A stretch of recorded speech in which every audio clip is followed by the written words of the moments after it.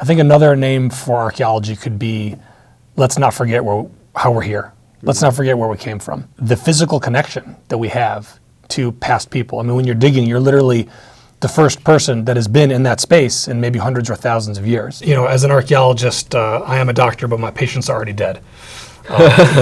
So you want to dig in Egypt? Why not? If you'd like to, then maybe I can try to connect you with someone who's doing that. I put in the work, but I also got lucky. One thing that separates us from other species is faith, right? It's an emotional connection to an unknown. How do you get people together? Well, there's feasting and there's ritual and there's taboo. That's what I want to avoid, to be totally honest and open with you, which is, not something that, yeah, that's it. Absolutely. How do you find meaning? How do I find meaning? Hi there. Today we have a conversation with Professor Brett Kaufman. He's an archaeologist who's interested in people as much as he is about artifacts. His work is all about how societies organize themselves when the environment and reality pushes back. There's one phrase that you will hear a lot in this conversation, again and again, and that is the human experience. Because we don't talk about archaeology as this really old stuff. We talk about archaeology as a way to understand what we do under pressure, how we handle failure, uncertainty, stress, and why certain choices, sometimes irrational, sometimes sacred, keep repeating across time, over and over again. We also talk about what actually makes someone an archaeologist and what archaeology reveals about what the forces that pull humans together: feasting, worship, and taboo.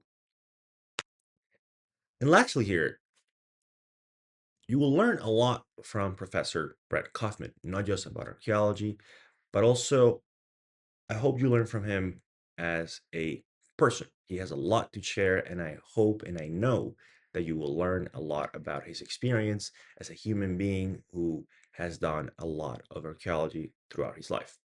And with that, I hope that you really enjoy this conversation.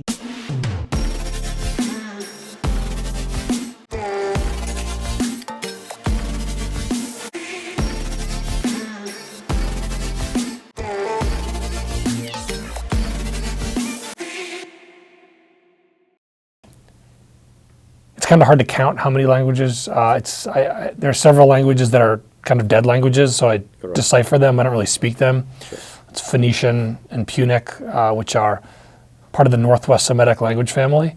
It's basically a derivative of Canaanite from the Bronze Age. Sure. And there's also Biblical Hebrew is one of those, is in that family of languages. Sure. No longer spoken except in liturgical contexts, basically. Right. And as far as modern languages, Arabic and Hebrew are my primary ones, and then I know a little bit of Mandarin and French, mostly reading. So probably 5 to 7 languages, something like that.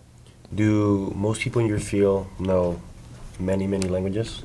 Is that a common pattern? It's pretty important because I'm an archaeologist. Correct. And so, we use field methods, right? We're conducting excavations. But often the things we're digging, especially if they're in a sort of from a time period where there is writing, that writing becomes an important source of data for us to understand what's going on there. Often in, prehistoric contexts, we don't have that. Sometimes it's a luxury to have the historical record. To kind of help us. Of course, historical texts can also introduce bias into our understandings, right? So the author has an agenda, perhaps, and so we have to kind of parse that out. There's, techniques to do that, basically. Yeah, and even as well as your interpretation, because perhaps they meant something else, but because of how we see things today, then it's open to being misinterpreted, or who knows. That's exactly right. Yeah, so we interpret something very different than an ancient person would have interpreted it, right? Certainly the words they're using, the things they're saying, but even the objects that they're using, right? They could have had some sort of a ritual value, could have been something economic value, and we may not understand even how to categorize it, right? Where to place it today. Where did you grow up? Massachusetts, or? I grew up in Illinois, actually, in the Chicago area. Yes. How do you end up in Massachusetts? Massachusetts. So I studied undergrad. Right. Yeah, in Massachusetts. I was at Brandeis University. Brandeis has a really excellent Near Eastern Studies program, both modern and ancient, and so that was very attractive to me. I kind of already knew that that was the direction I wanted to take. Not necessarily archaeology, but sort of that region was very interesting to me. How do you know? Like, I guess, like, what call you? 'Cause you could have done anything. I mean, there's so many fields you could have studied. Yeah, absolutely. So that region, essentially, well, personally, I was drawn to it. I'm Jewish, and so the region was sort of interesting for me to kind of understand, this idea of, as a high schooler, it's like, where do I come from, right? How has my family gotten where they are? How is, the culture that I'm in? And how have these things been happening for thousands of years? What is the process that makes these conflicts and these relationships and these languages continue for thousands of years? So that was intriguing to me, and so I wanted to go and pick up the languages of the region, so I was able to study Arabic, both standard, sort of modern standard Arabic, which is the language of journalists and sort of scholarship, as well as some of the spoken dialects, Palestinian, Lebanese, and over the years, working in Tunisia, I've picked up Tunisian as well.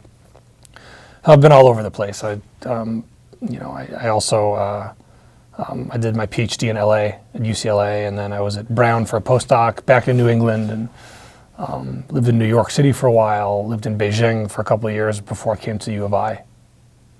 And then you started in Illinois, and you came back to Illinois to that's the right. center. That's right. It really felt like for full circle. Yeah. Did you expect that from happening, or just? No, absolutely not. When you choose a career in academia, you by and large you don't choose where you wind up. It's like there's a job, and I'm extremely lucky to have gotten any job, really. It's kind of hard to get that academic track, and the fact that it was back in my home state was totally unplanned. I would have never expected that. So, you enjoy the academic, like, considering you're an academic now, how much time can you actually give to fieldwork? That's a really good question. So, fieldwork is actually part of the academic work. As an archaeologist, there's a few different ways you can get data to study. One of them is fieldwork. So typically in archaeology, what happens is if you are in a university environment, you find a time in the actual field season to go. Every region has a different field season. So in the Mediterranean, most people are digging in the summertime. And the whole thing is you want to dig when it's not raining. That's kind of the idea. Because when you're digging, it's all about you're identifying different features, different layers and different strata. And if it rains, they get totally blurred and obscured. And so, whereas if it's dry, you can see very fine, perhaps, differences between colors, between the material type. Once it rains, it just looks like wet dirt often. And so you go out to the field when you can. For some people, depending on where you are in the world, it could be, if it's the North American wintertime, somewhere else it's actually not raining.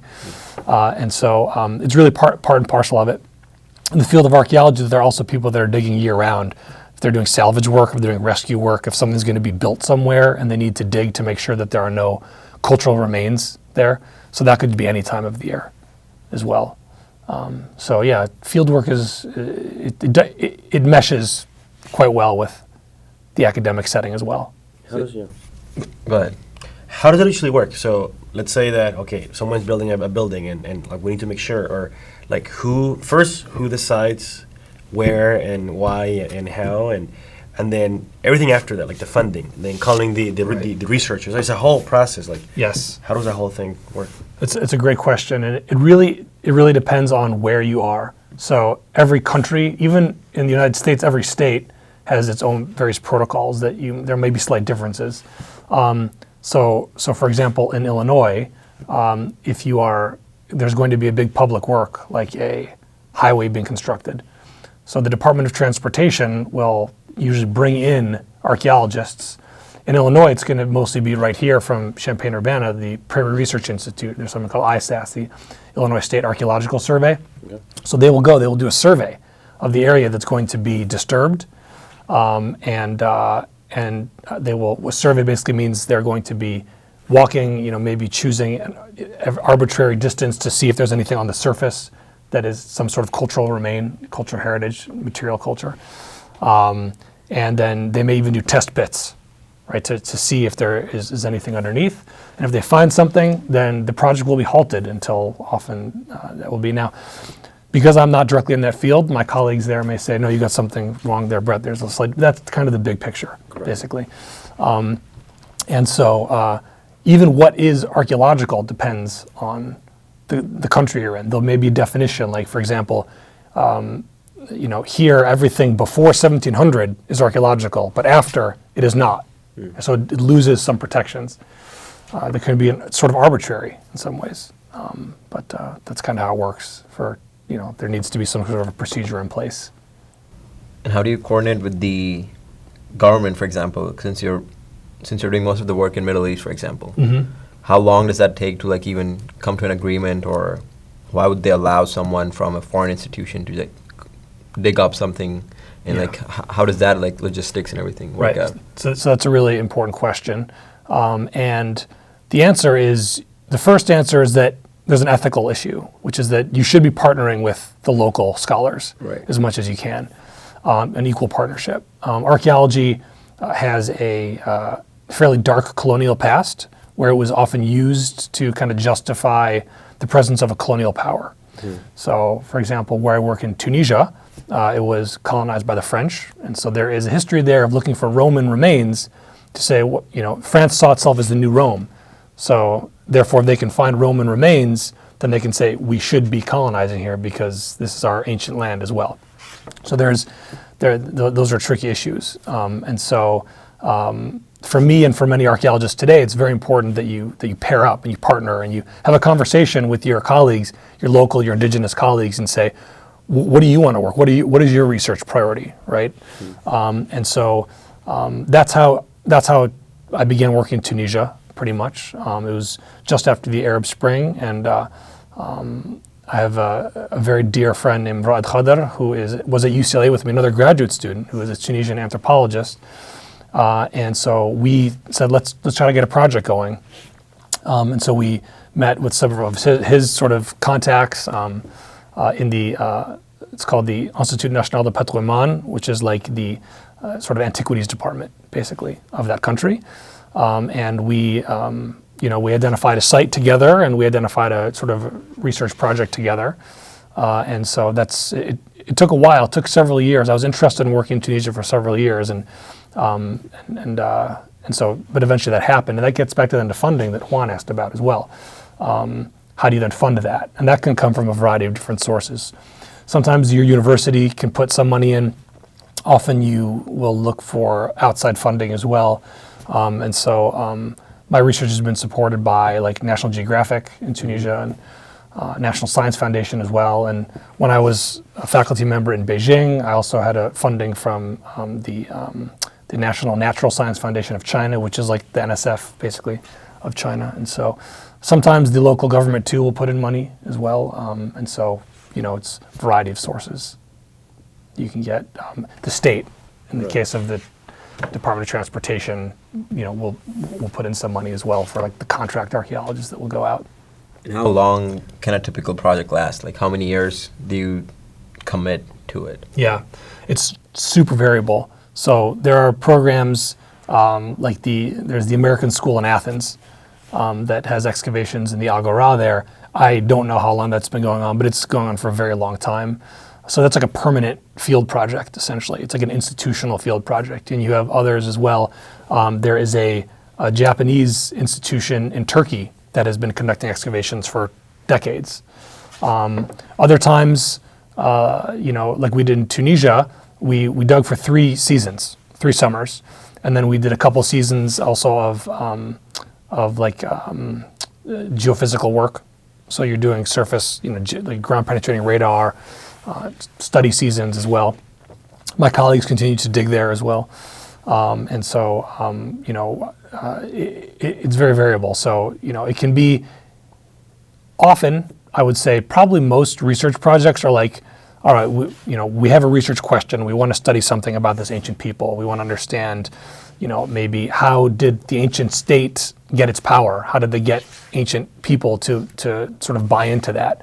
Maybe we want to study ancient ritual. How did people practice their religion in the past? And so you come in with a research question, and maybe it only takes a few seasons to answer that. If you're lucky, maybe where you start digging has nothing to do with the original research question, which makes it challenging for archaeology to really be a science in some ways, because you come up with an hypothesis, and where you dig may have nothing to do with your hypothesis. So now you have a new hypothesis. It can definitely change. You go and see what is there, and then you thought it was like something else, and then you have to like quickly change. So yeah. Exactly. Yeah. You have to be kind of flexible, which is true of kind of any kind of research, but in archaeology, it's its own special challenges.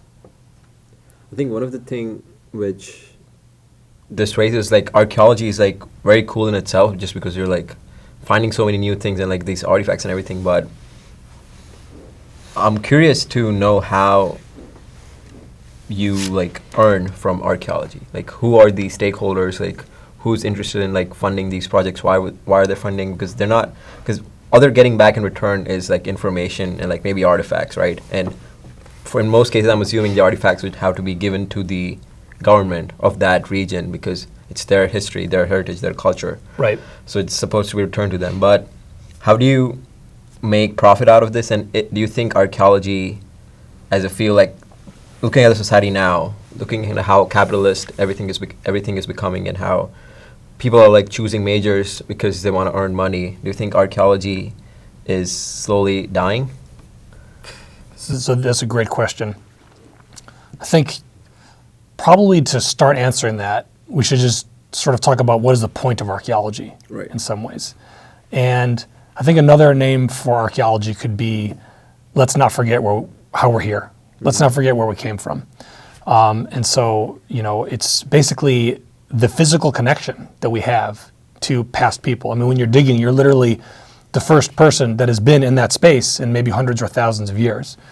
And so, every centimeter of dirt that you're moving, you actually have you're touching the past. You're touching, your human ancestor, maybe your cultural ancestor, right? If you're from that region, for example. And so you get these ancient stories, right? And so you get ancient stories in history too. It's another way, but it's kind of different. Maybe the stories in archaeology are not as exciting. Maybe it's like, well, this is what this person ate for lunch today because we found their plate with the bones in it. But it's still ancient truth in some ways. And that being said, archaeology in itself is not important, right? The past is what's important. Trying to get at what happened in the past and the lessons we can learn from it is actually what really matters about that. And archaeology is just a tool, and archaeologists are the medium, right? The practitioners to kind of make that happen. So who benefits from archaeology? What you say is true. There may be a way to earn. So maybe the stakeholders, the local community, they want to find beautiful artifacts because they can go in a museum and then they can draw people into that museum. It could be the local museum, it could be the national museum, it could increase tourism if you find an amazing site, and maybe UNESCO can make it a World Heritage Site, and that will really increase your profile. And then you can share your heritage with other people, right? Because we're talking about shared heritage, right? It's kind of all about ancient humanity. So there is, in some ways, it can be like that one-to-one correlation, but it's not a for-profit endeavor necessarily, right? So the academic research questions in archaeology are not geared in order to somehow make something that you could sell or make a profit, which can be different. That's also in the physical sciences, the life sciences. You're looking for maybe the next scientific advance, right? That may or may not be patentable and may or may not eventually turn a profit for you. It may just be the pure scientific discovery of it, right? And the idea, I guess, in the aggregate is you have lots of people trying to push their field forward. Some of those, some small subset might actually wind up being applicable to enrich people's lives, to make people's lives better. It could be medical, it could be an engineering discovery. And then the profit would follow after that, right? And so, you know, if you're looking for a very scalable, profitable industry, archaeology is not really that. It's humanities and social sciences. Certainly understanding human behavior. You know, if you're a student and you know, if you want to understand what makes people, you know, tick, right? You know, what makes people excited or emotional or happy or something like that. Anthropology and archaeology is a subset of anthropology. It's understanding why people do what they do, how do they do what they do, specifically also when they did what they did, but, you know, long-term changes, long-term adaptations and evolutions. And so, you know, as a research field, it's not geared towards making money. You know, a lot of the humanities and social sciences, they depend on state funding, right? They're going to depend on the National Science Foundation, the National Endowment for the Humanities, National Geographic Society, and others. And so the benefit, you know, I guess if we're thinking about profit, first you might want to think about the benefit, right? Like, because often the profit, you know, many things can follow something that benefits many people. Profit is one of them, right? You know, understanding, improving relationships, you know, even diplomatic treaties, right? These are things that are, you know, that can follow from increased human understanding, I think. I know it sounds cliche in some ways, but it also sometimes happens. Have you noticed a downward trend in interests in archaeology, or do you think it's still like going well? Like you still have people interested in the field, people who still want to continue doing the work that people like you are doing around the world? Yeah, I think that there's definitely still interest. You know, the hard question is, should there be more archaeologists? Right. Right. So that is something that is a big question. You know, that's not an easy answer.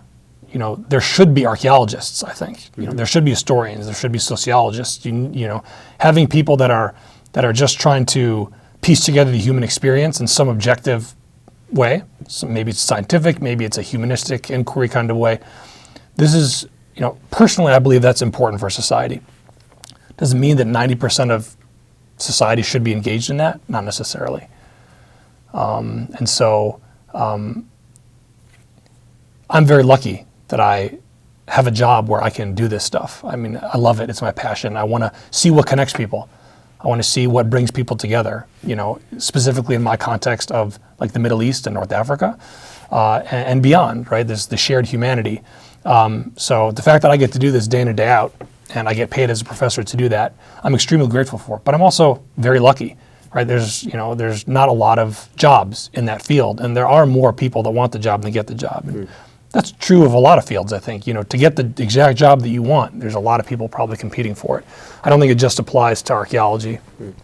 The scale is much lower in archaeology, I think. Right? If you want to, you know, if you have a specific industry or firm as an engineer that you really want to get involved in, it's a ton of training, right? It's a ton of competition, and it can be very hard to get to that, and it takes a lot of time. You got to put in a lot of time, and in the very end, you still got to get lucky in some way. And so when I have an undergraduate student come to me and tell me that they want to study archaeology, I just try to be very honest and say, you know, this is a hard field. This is a small percentage of people that wind up getting in an academic job, and I don't want to be disingenuous because I have one. So what am I saying, that you can't do it but I can? Absolutely not. Again, you know, I put in the work, but I also got lucky, right? And so, you know, it could have gone a different way, and I maybe didn't get the job, right? And so, you know, I'm tenure track right now, and so, you know, will I get tenure or not? I have no way to know that, right? And so you just have to put in the time and put in the work, and be as honest and open as possible. And so I have that hard discussion with undergraduate students because I don't want to fool them into, you know, I don't want to mislead them into going into a field. But if you are passionate about something and you really love doing something and you can't imagine yourself, it's worth the risk for you, right? Then you should do it. But you have to think about that, right? You have to have that internal conversation where, you know, okay, this is a risk, and, you know, here are the things I have to do to mitigate that risk in some way to succeed, I think that's applicable in many different fields. Is that a source of stress for you, getting tenure? Is it a source of stress for me? I mean, yeah. I think, wanting to achieve, setting out a goal, and it's a yes or no goal. You're going to get it or you're not. There's a certain level of anxiety that comes with that. I think it's natural, but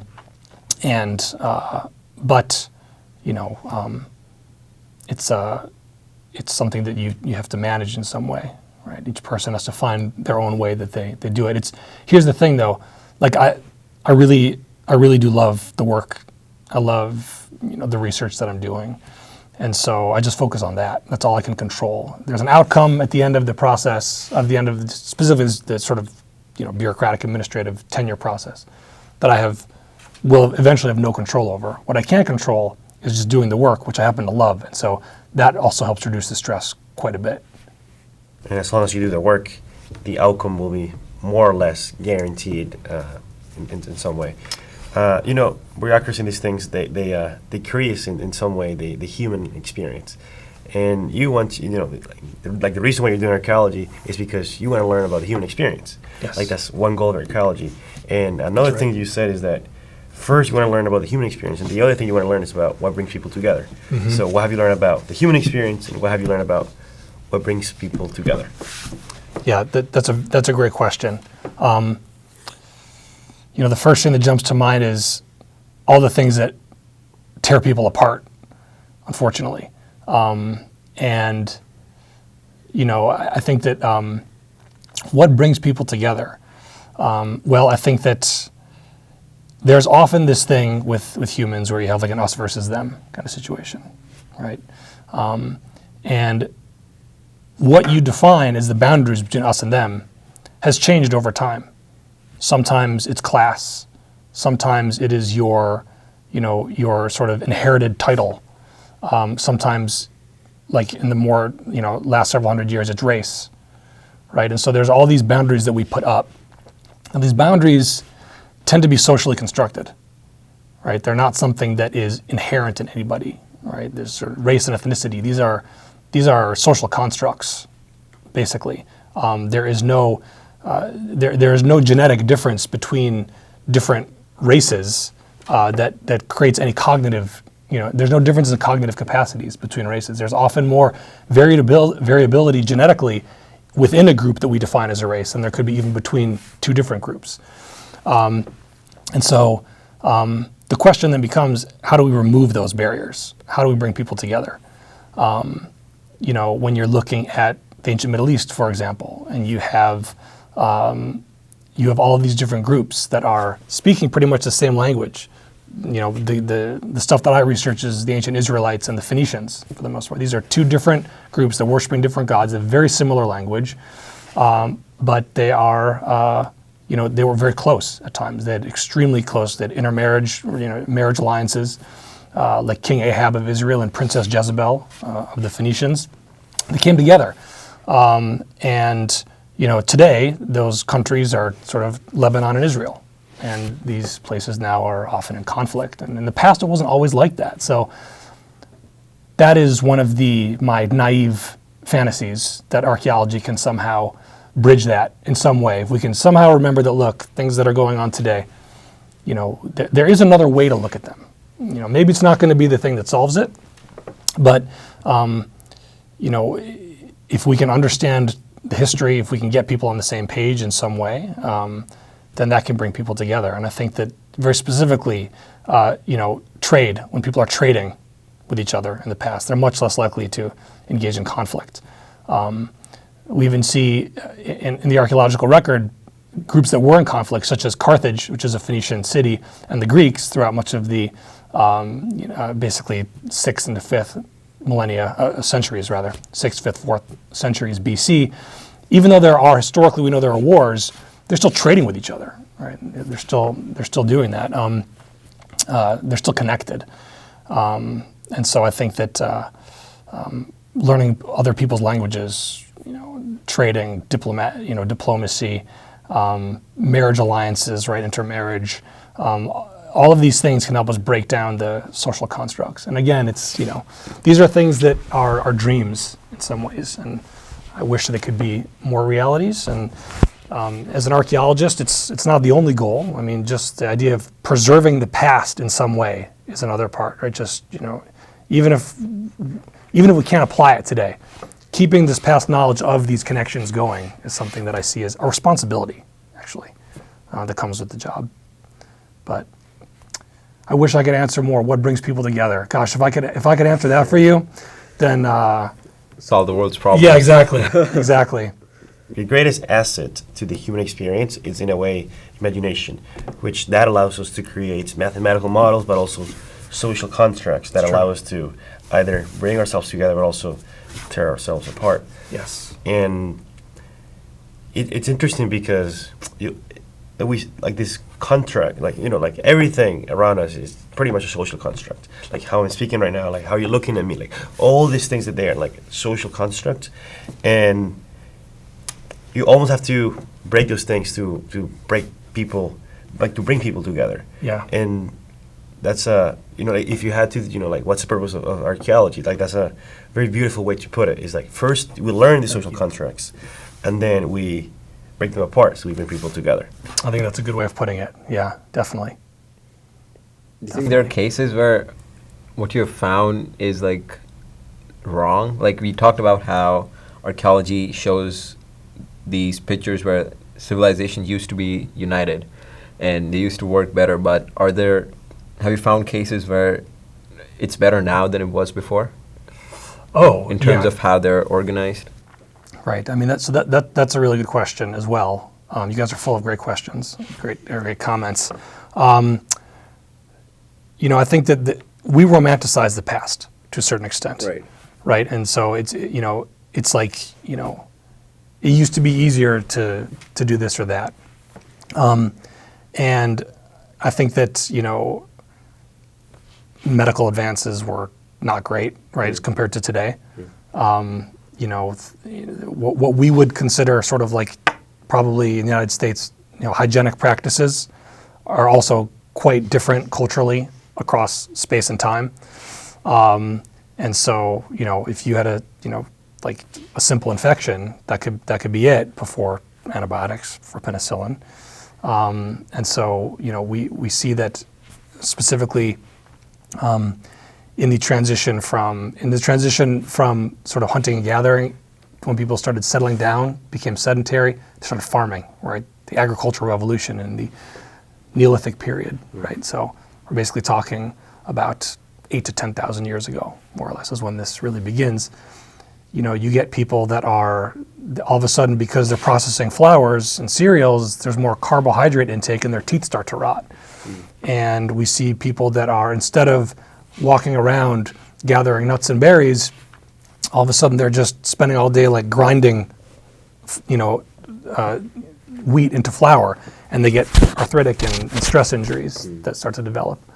And so, it's not all kind of rose-colored, right? I'm not trying to say that at all. There's a lot of issues such as that it wouldn't be so great. At the same time, we evolved to be cognitively in this hunter-gatherer mindset. This is something that the sociobiologist Sobel had sort of talked about a little bit, where we have the emotions of hunter-gatherers, and we have the institutions of the Middle Ages, and we have technology of Star Wars. And so this is where we are today. We are, over hundreds of thousands of years, really millions of years in hominid evolution, you get people that, I don't know, maybe you'd ever meet 100 or 200 people in your entire life, right? And you're in your group, and you have your kin group, and then you have whatever groups outside of you, other kin groups that you're connected with, and you can be trading, and you can have marriage in between the groups and things like that. And it's a hard life. You're hunting and you're gathering, and it's a shorter life than today. But that is what our emotions today, our social behaviors, are geared for that kind of relationship. And now, fast forward till today, just several thousand years later, where we are reliant on people we never meet to make stuff. We will meet thousands upon thousands of people. We will see thousands upon thousands of people, just overwhelming. You walk down a city street and there's just so many people around you. And you're not supposed to say hi to them. You're not supposed to talk to them, right? You know, you're restricted emotionally in many ways. And we're on our devices, and we have the technology that nobody could have ever dreamed of that is exponentially increasing, and we're disconnected from each other. Right? We've never been more connected, we've never been more disconnected, technologically speaking. And so, you know, was a hunter-gatherer in 10,000 BC more emotionally satisfied in their lives than we are today? I can't answer that, but, you know, maybe. I don't know if that really answers. Yeah. It does. It's always fascinating because we're still very much the same people, but it's sort of like we have put on these different layers on top of us. But like if you peel down all those layers, we might still have that same mindset that the hunter-gatherers had. And I don't know if that's a good thing or a bad thing. Like, are we inherently just supposed to be that people, or are we supposed to evolve and grow out of that phase of hunter-gatherers and become something right, more evolved, more, I don't know, like more, not sentient, but more intelligent in some ways, or right, more adaptable. More adaptable. You know, right, yeah, so that's the question, you know, the idea of supposed to, what are we supposed to do? Right, it's a very human question, right? You know, like I don't know if animals are thinking, what am I supposed to do right now? Probably not. We have abstract thought, that's right, what we got going on for us. And it's often a blessing and a curse. We need to use it. We have abstract thought. We really should be using it to try to solve our issues. And you have to start with that. What should I be doing differently, right? Should I be doing something differently? And you know, that's a very personal thing, but it also is at the group level, right? When you get to the group decision making, as people have, you know, and in some ways, you know, does it benefit us to think, should we be more like hunter-gatherers? Because obviously that's not, you know, that's not necessarily something that is, as you might say, a profitable pathway today, right? We are in the society that we're in. We need to make the best of it in some way. Right. And there's been a lot of, everything that has brought us to today has been an adaptation of some kind, right? So, you know, there are different forces. There's external and internal forces that are at work, pressures, environmental things, political things, religious things, that have caused people to eventually switch from hunting and gathering to settling down into villages, to then those become cities, and then you get hierarchies, you get social hierarchies where it's no longer an egalitarian hunter-gatherer band where, sure, there's probably a leader making a decision, but their kid may not be the leader, right? It's like they're the leader because they're making good decisions. So eventually you get sort of, you know, different hierarchies, and you get these power structures that become very hard to challenge. And though that has happened all over the world in many different places. I mean, it happened thousands of years ago, but we're still living in that, the urban revolution and the agricultural revolution, that along with it, usually, not always, most of the time, comes a state level of society organization with many tiers of hierarchy. So you got farming, you got cities, you got states. That's kind of what's happened all over the world for the vast majority of humanity.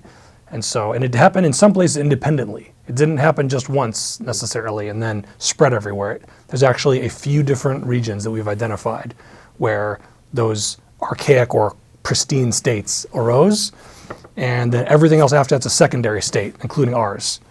And so, you know, did it have to happen? Well, it's kind of wild that it did happen everywhere. And so could it ever have been reversed? It's not clear.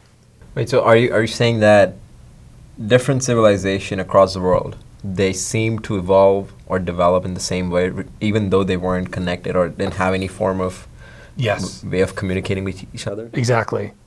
So the main examples are the ones that are totally independent, for sure, are going to be the Sumerians in southern Iraq. And then you also get Egypt in the Nile Delta, ancient Egypt, but it's quite possible that we know that they're trading with the Sumerians in Mesopotamia there in southern Iraq. So it could be that their state is forming a little bit secondary. Then you have the Harappa civilization as well, in sort of modern India and Pakistan. They're also in contact with Mesopotamia, but that also may be a pristine state. And there's some debate if China is or not, but it's the oldest in the old world is in Mesopotamia amongst the Uruk and Sumerians. And in the New World, you have the Andes, where you have states that are forming in the Lake Titicaca Basin, eventually Tiwanaku. You also have the Valley of Mexico as well. And so these are all, those are definitely independent from each other. There's no connection between those two in the different Eastern and Western hemispheres. And so what do they have in common? People are coming into villages and the cities and they're farming, and then eventually you have a state. And what I mean by state in these contexts are kings and queens, basically, and royalty. So that happened. That happened without any connection to each other. That's very fascinating because, like, you're isolated, but you're not. Like, even though we are, like, different cultures, everything, but it's almost like we tend to do the same things when certain situations arise. Yeah, and absolutely. And another example, I study ancient metals, and so another example of that is also even in it's a very, narrow data set, but in the selection of alloys, how different people's mixed metals. Right. So also the same in between those two different worlds. And so in Mesopotamia, eventually what you get is you get pure copper. People are using just pure copper. And then eventually they're using a mix of arsenic and copper, because sometimes you get arsenic in the copper ore. And then eventually what they're doing is and so that actually makes it a little bit better and makes it stronger and harder and can even make it look silvery. And then you get tin and copper, that they're taking two different ores and mix them together, and that's really bronze. That's true bronze. And even more specifically, you get 10 to 14 weight% of tin in that copper, and you get the great bronze. The exact same process happens in the Andes, totally unrelated in space and time, where they go from copper, arsenic copper, to bronze.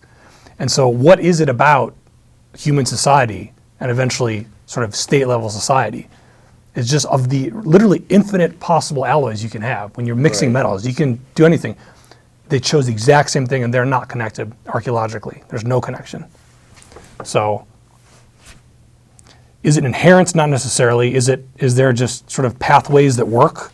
Maybe that's the meaning of inherent. I don't know. But do you think there's an absolute truth to certain things? So yes, I think that like one right answer. Like why? Like the fact that, let's say, these two civilizations are converging to the same solution. Right. So that's a good point. So in that case, it could be for different reasons, right? And so actually in like the Andes, a lot of the scholarship shows that the reason they're choosing arsenic copper and then tin and copper is because those look respectively like silver and gold a little bit, but they're cheaper. They have great acoustic properties as well, like for making bells if you go further north up into Mexico, western Mexico. And so they're not looking to make weapons or tools necessarily, whereas in Mesopotamia it is more about weapons and tools. So they're actually using the alloys for different things, but they're winding up using the same alloys. So in that case, it's not really about truth necessarily. Yeah, that is a hard one to answer. I would say what I was going to answer that question before is there is sort of this debate in anthropology. Should we be moral relativists? What that means is that we cannot accept that there is a good or evil, that those are only culturally specific. Those are not objective principles. I'm sure I'm going to get in trouble with some colleagues out there, but I disagree with that. I think that the one thing that we can look at is pro-social versus anti-social behaviors, and that is where we find good and evil. When you get people trying to work together, they're trying to find a solution together, and they are building a community in some way, that's a pro-social behavior, more or less. And that often is what is considered good behavior. You get anti-social behavior when you get people doing bad things, when they're cheating, when they are when they're cheating, when they're not being fair, often when they're being violent. Those are considered generally, eventually, of course, violence gets more challenging because you get morally sanctioned violence. And so then that can become more culturally specific. So I think that there is truth in that, sort of good versus evil. But It's a longer conversation. And that ties even Kant and to some regard that like his whole thing was like, forget about God, forget about morals. It's like, humans are completely rational. Therefore, that's where the whole ethics come from, and that's where that's what good and evil is. That's a great point. Exactly. Yeah. I mean, it's the idea of rationality and logic too. Some of the pushback on that is that too is culturally subjective, which I do think is true, right? What is rational for one person may be irrational to another. But that doesn't necessarily have to mean that the good and evil aren't in some way objective on some level. So that's a really good point. Yes. I think you brought up Kant. Immanuel Kant, yeah. Very funny. An interesting person. Do you ever think you would want to go back? Like, have you ever wondered of going back to the States when you were a kid? Like, do you romanticize that simplicity? Right. So the idea of people romanticizing about the past, even in their own past, right? I mean, that it's a fun mental exercise. Like, would you want to repeat it all over again? The same thing. That could be would it be a little bit boring? Maybe because it's going to happen already, right? Or do you mean just for like 10 minutes? I mean, just like, would you rather want to live as an adult or as a kid? Like, do you have a preference in your lifestyle and how you looked at the world, how you did things? I'm very happy just to be here, and very grateful to exist. And so I'm good with right now and moving forward. What about you? Me? I would say like, sure, there are aspects of that childlike experiences, right, which make you want to relive them. You look at the world through a different lens. You see everything as interesting. You see. Yeah. But I think that's not exclusive to just being a kid. Like, you can still have those same emotions. You can capture those emotions, and if you can channel into the childlike wonder, that's a great goal. That is a wonderful thing, if possible. Right. Like, there can be aspects of childlike curiosity and maybe some adult maturity that can be coupled, and that can still work in one's favor. I think you're right. I think you're absolutely right. Yes, I think that is a great perspective. I didn't interrupt you. For me, if I have to answer, right now it's just perfect. I'm so grateful to be where I am. I was curious about your family. So you said you grew up in Illinois. I don't know if you have like a family history or anything, but when did your family move to, I guess, the country or Illinois? Sure. It's a little bit different. There are individual stories that we do know in our family, but by and large, most of my family came to the United States following the pogroms in Eastern Europe. I don't know if maybe you're not familiar with that term. It was in the late 19th and early 20th centuries when in the countries that are today, Russia, Ukraine, Romania, basically there was sort of state-sponsored massacres of Jews. And so, they would go into villages and they would just kill people and do brutal, awful things to people. And so that's actually how probably most of the American Jews got to America, is at that time when they fled. They fled to the West and they came to the States. So my family is also, one of those. So you said, what year was that? It was in the end of the 19th, early 20th century. So like the 1880s into the early 1900s. And it's not continuous necessarily. I think there's pockets where I'm not an historian of that period. Right. Interesting. Wow. So even before the 1900s. Yes. Yeah. Exactly. Right. And end of the 1800s. That's right. Yes. It's an interesting area to be in the U.S. after the Civil War, and then railroad. Yeah, interesting. Exactly, and I think that that's a time where many different peoples are migrating to the States, right? It's always fun to learn about the history of the world, but also your own family, because you can see these weird connections. Yeah. The other day we were walking by some building, and then turns out like the person had roots with Euler and Bernoulli and all these famous mathematicians. The other time we talked to a professor, and she had roots with the one of the people in the Salem witch trials in the 1600s. It's just like insane, because like you can see like these roots, and Yes. it allows you to learn about history in a different. Yeah, absolutely. Well, then let me share one that's kind of in that spirit. Okay. So my great grandfather, his name was Abraham Ralph Goldenberg. He was an electrician in Chicago, and he himself had migrated. He himself had fled Eastern Europe, and eventually he actually did the lighting for the Buckingham Fountain in Chicago, if you're familiar with that. Yeah. So he set up that lighting, and in the Great Depression, basically losing business everywhere, and he wouldn't fire a single employee. He said that I'm going to let the company run out of money before I fire somebody. That's what he did, basically. So. Did he run out of money, or? Yes. Yeah, for the business end. I mean, Right. yeah, exactly. So the Great Depression, it was a hard time, obviously, for everybody. And I don't need to say that, but I don't know a lot more details about that era, except that was one that we always were proud of, that story. Wow. Which part of the world are you interested in finding the history or learning the history in about right now? Right now, I'm still very much in the Mediterranean, and my research is pretty much about ancient Carthage and the Phoenicians and the kind of government that they had. That's mostly my focus at this stage. Yeah. Do you have like when you were growing up, did you have like a holy grail that you thought like, oh, when I grow up, I would love to like dig up in this place and just see what it uncovers? Right.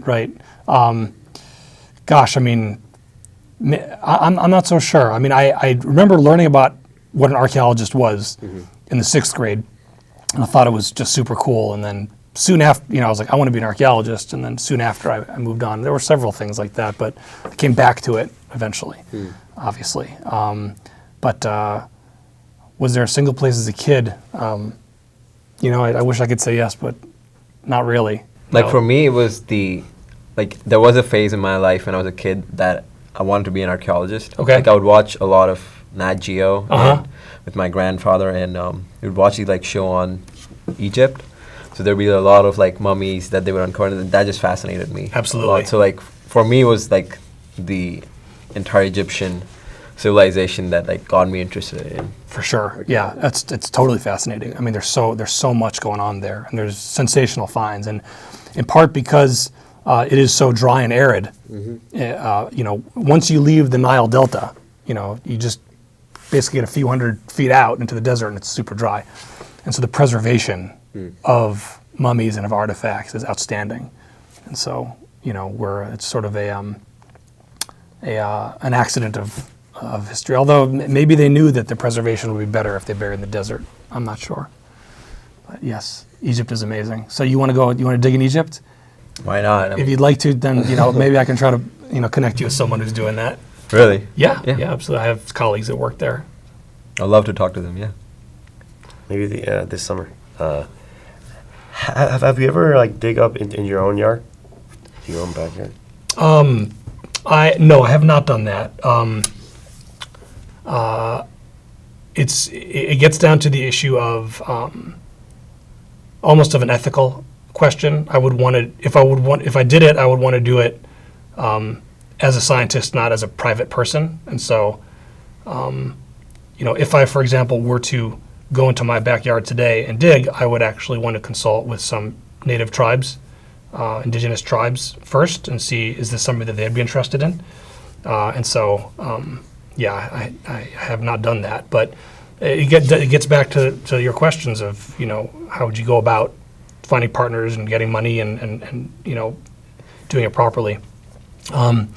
And so even though I may not be required legally to do that as a private citizen, to just start digging, I would not feel that I'm fulfilling my ethical obligation, moral obligation, if I were to do that. So there's a place in Russia. Remember the name of the? Oh, So I don't remember forgot the the name, name, but but- basically, in Russia in the 1900s, they dug down, I suppose, as deep as possible. It's just the deepest hole ever. Okay. like they just wanted to like just deep. See how like, deep they could yeah. get? All right. I haven't heard of this. Okay. So it's very cool because like we always are like like we think we know ourselves, like we think we know Earth, and I mean obviously we don't barely know anything, like we barely know the oceans, but another question that I was thinking the other day is like, okay, what about underground? Like we think there's like nickel and iron and Right, in the core, right, the Earth's core. we don't actually know, and like Right. even if you look it up, okay, what is the core made out of? Right. So first- 38% iron or something like So that. like so like the first thing that shows up is like, okay, nickel and iron, all these Right. things, and then like, you look it up. Is it true that we think that this is like whoa, Right. like we don't actually know. Even at the center of the Earth, right? Right. Which I mean, you don't engage in that deep of a thing, Right. but if you have to guess, I mean, again, complete speculation. What do you think is not there? But what do you think? First, like, why do you think it's so hot, and why do you think it's the way it is? Again, it's not your feel or anything like that. But if you have Why to, is the core, the Earth's core? it's so hot. So first, Yes. why is it like that? And second, what would you find in there? Right. Well, it is not my field, but having done maybe less research than you into it, I've heard that some of it might be molten, actually. The iron nickel mass, Right. It's not even a solid metal. Right. it is It's molten. so hot that it's actually held in a molten state. And so why is it so hot? I don't know. I mean, maybe you know, is it because it's there's some celestial meteoritic type core that Earth formed around? I mean, No, I mean, I don't know. I don't even want to speculate because I would love to research it more, Yeah. but all I know is that it might be this molten mass. On it, the number 38% jumps in my head. Maybe that's the iron or nickel content. I don't remember. Yeah. But yeah, I would like to know. I'm Yeah. sorry that I can't. No worries. My grandpa, I don't think his dad was an archaeologist or anything, but I think they were just I think they had like a well company thing, so Uh-huh. they would dog and things like that. And at one point, they were doing this well, and then they went deep, and they found a bunch of trees, which is not Yeah. unexpected, and they also found watches. Oh, They were a lot more advanced than anything they'd ever seen before. And I think they went to the government, hey, we found this thing, and no one said anything, it's just like completely gone. But according to what he remembered, he was a kid, but it was like an Apple Watch type of device. huh. Where was that? Portugal. Okay. Well, there are definitely, we were surprised, probably one of the most famous examples in modern archaeology of such a complicated device is something called the Antikythera Mechanism. It was found on a shipwreck in the Mediterranean. It's essentially a bronze computer. And they were able to reconstruct it in some ways, and there's been many articles published. When was it found? I mean, it wasn't found recently, but it's been studied. I might misspeak, but I want to say that it was maybe found in the 1960s. It could have been even earlier than that. I don't know. Don't Please, worry. Yeah, don't worry our about it. listeners, fact check me. Sure. But papers in, I think, Science and/or Nature have kind of tried to reconstruct it, and it looks like it's basically an astronomical device of a navigation system on a boat. Extremely complicated with all kinds of, dials and levers and things like that, which, maybe was even more fairly common. And this was very surprising that and I think it's maybe 1st century BC. It's something. I mean, it's antiquity. It's ancient. It's ancient Mediterranean, at least a couple thousand years ago, that they're using something. So maybe your family was extremely lucky to stumble upon some kind of an ancient device like that, but. I don't know, or I mean, it sounds like this happened many decades ago, so it couldn't have been an actual Apple. It wasn't like 10 years ago. No, yeah, no, that was, 1950s or I see. 1940s or something. Yeah. Right. Yeah, I wonder. Obviously, there have been very complicated, like astrolabs and compasses, and for hundreds and literally thousands of years, there are gears and dials and knobs, and there are devices out there that are extremely rare to find archaeologically, but they have been found. So perhaps they stumbled upon an extremely exceptional find. Yeah, one thing about the human experience is that first we romanticize it.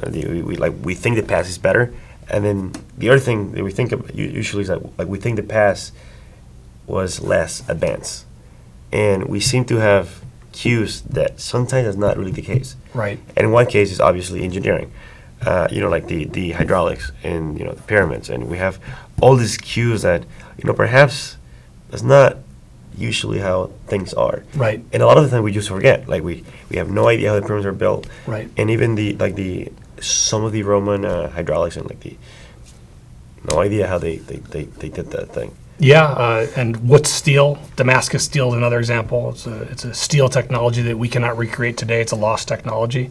That is important. I mean, I will clarify that nothing as complicated as an Apple Watch would have been in the past. Of course, yeah. Right, but they would have been able to clearly, move huge amounts of material that we don't know the exact process necessarily. We may know some things like, first of all, they would have had a lot of labor, including slave labor, and so you can move really big stuff if you have a ton of people and you have a wheel system or logs that are rolling and just people pulling, and then of course, but the sort of ancient type cranes or pulleys system is another one. But these are huge operations. These are huge logistical challenges, and indeed, you're right. We have there are examples throughout history where we have lost technologies, and sometimes it's recovered later, and then sometimes it's just been lost up until even today. Yeah. What do you think happened to the Library of Alexandria? I mean, it got burned. But Right. Yeah. I mean, that's what apparently happened. That it burned down historically. Do you think that's more of a blessing or a curse that happened? Oh, I think anytime you lose knowledge, that's a curse. Yeah. I mean,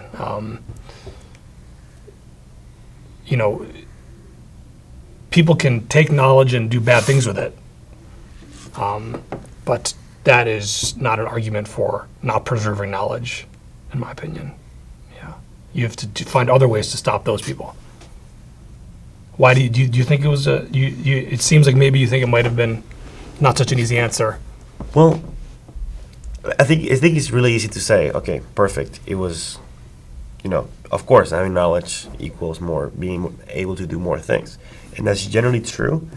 But there's also that mentality that gives you when you know that there's no manual to do things. So you need to go and figure it out yourself. And perhaps you will actually just find out whatever it was in the book in the Library of Alexandria, because that's just what seems to happen. Okay, we seem to have the same the components for the alloy, but I think something about that beginner's mentality about going about, don't worry about the manuals, just do the thing. So you like a challenge. That's what it comes down to. Not necessarily a Right? challenge. It's just something about, again, the human experience that sometimes we seem to have lost that intuition of just kind of following, because a lot of times we know what we're doing or what we want to do. Right. Sometimes we just, what does Wikipedia say? Or what does this thing say? And we just we lose that intuition of Right.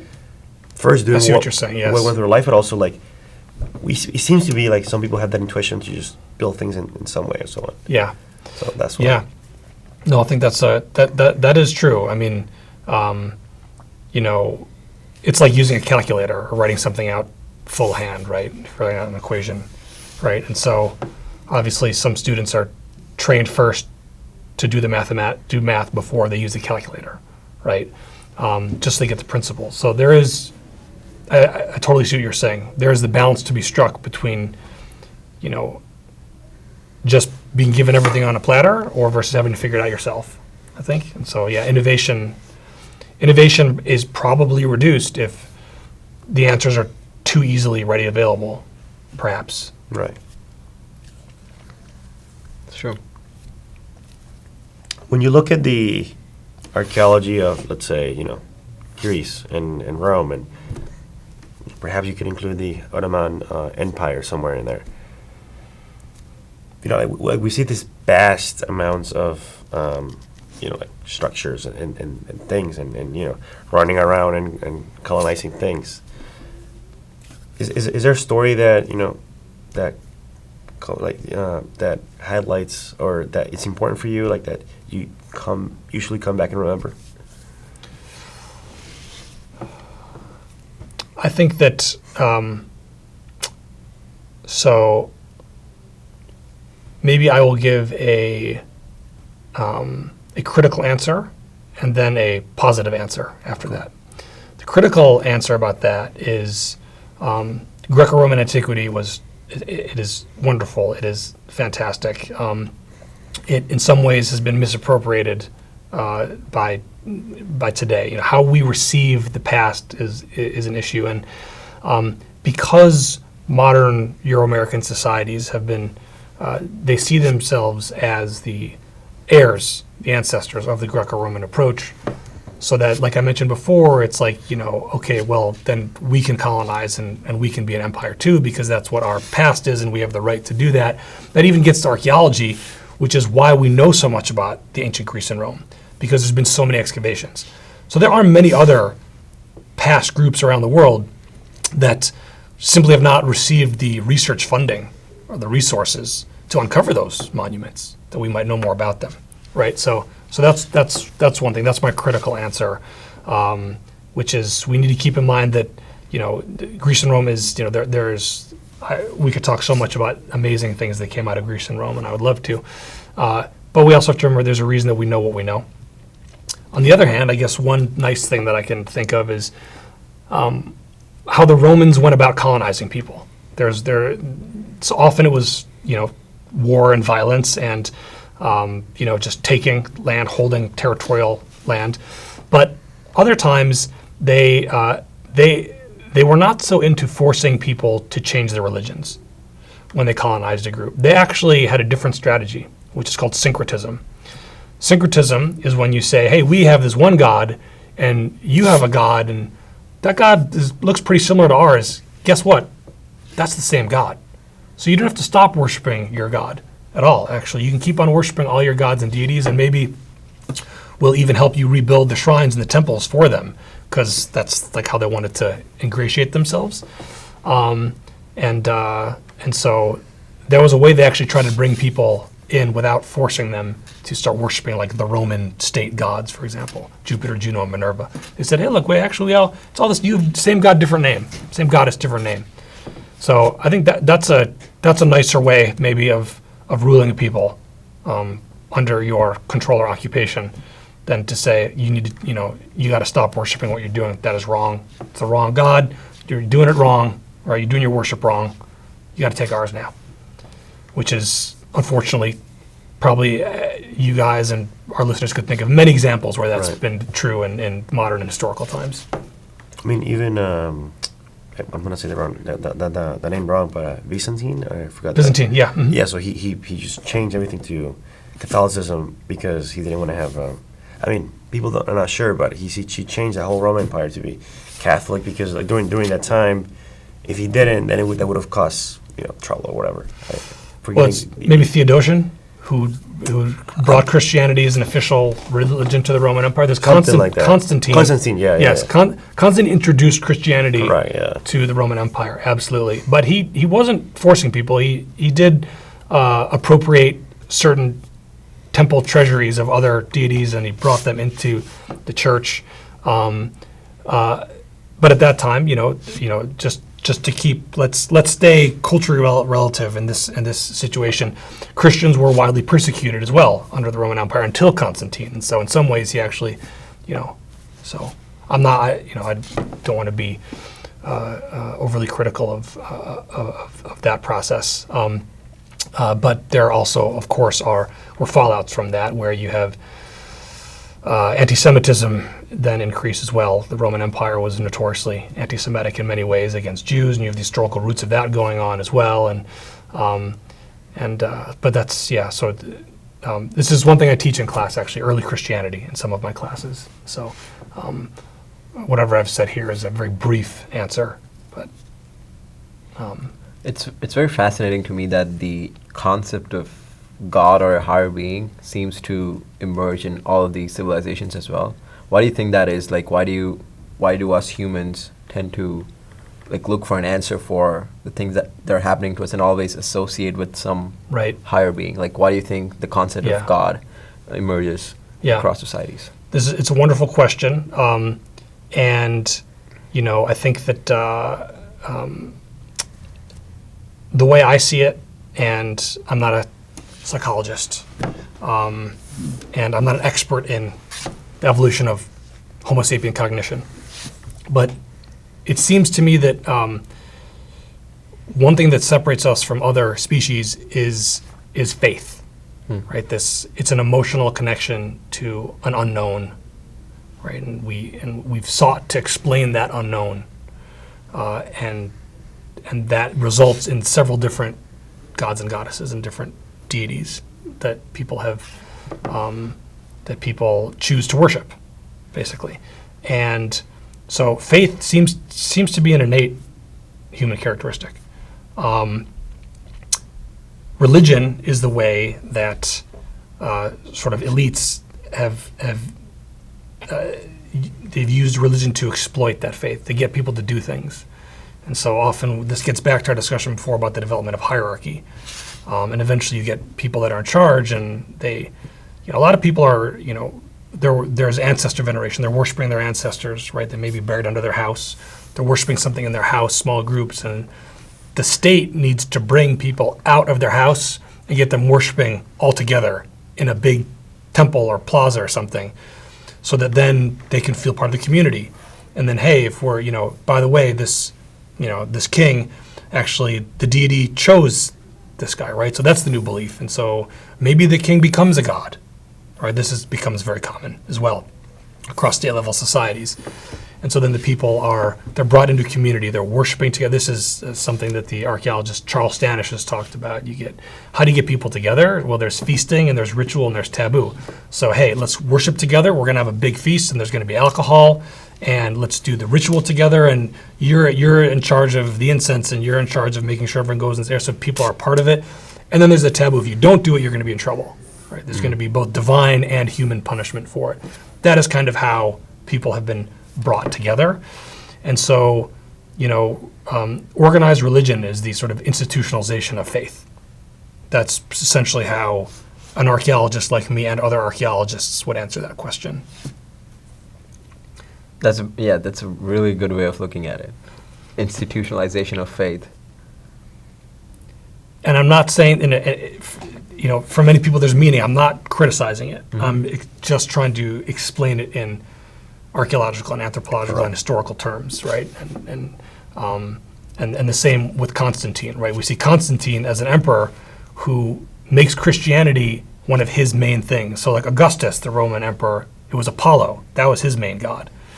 And there was an imperial cult around Augustus, and people would say there's a specific way we're going to worship gods for Augustus. And Constantine was the same with Christianity in his context. It was, for him, it was Christ and the God of the Old New Testament, and it was Sol Invictus, which is the unconquerable sun god, which was mainly what he led the militaries with. The legions loved this deity, the sun god, and so it was with those two. So, it's all contextualized. So some people find meaning in these institutions that provide faith. Absolutely. How do you find meaning? How do I find meaning? That's a really good question. There is there's the personal, and there's the cultural, and there's the professional, right? And so I find meaning caring for friends and family, and caring for the environment and for animals. Animal welfare is a sort of humane treatment of animals is an extremely important thing to me. And so we have many animals in my household, and some are rescues and some are domesticated animals. And How many? We have 9 animals. Yeah. Like dogs, cats, like what sort of animals? We have a senior parrot who it was a rescue parrot. Oh, She was wow. from an abusive background at a breeder. And so she's an older bird. And we have a puppy, a dog. He's a couple of years old, and we have 7 chickens. Yeah, yeah. Yeah. Wow. So, and the chickens go out to pasture, and then the dog herds them back in, and it's a very Neolithic existence. And professionally, which we covered a lot earlier today, I think, shared human experience and heritage, and then, culturally as well, trying to be a part of a communal life in some way. So, so obviously there'd be more details of that, but I would love to know how other people find meaning as well, because I think that you can often find inspiration. So how do you find meaning? Well, in many ways, work could be your meaning. So for me, just projects and Yeah. different things. And every project brings out a part of you, part of the human essence. Yeah, And that allows me to, to see who I really am or what really That's great. humans are. you're creating something, you're building something, and you're reflected in that in a way. Right. And then you can see mirrors of yourself. Yes. And then every single thing gives you a mirror of yourself. Yeah, that's great. And That's you can put everything beautiful. together and see yourself. I like that a lot. Yes. What do you, Raymond? Similar idea. I think Yeah. I find meaning from my work. I think I realized that over time.